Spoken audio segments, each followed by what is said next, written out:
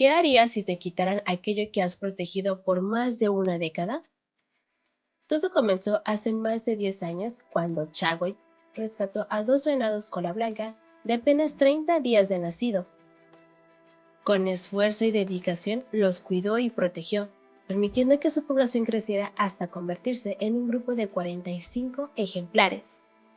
Aunque su lucha por la conservación fue abruptamente interrumpida, la Profepa intervino alegando que los animales no podían permanecer bajo su cuidado.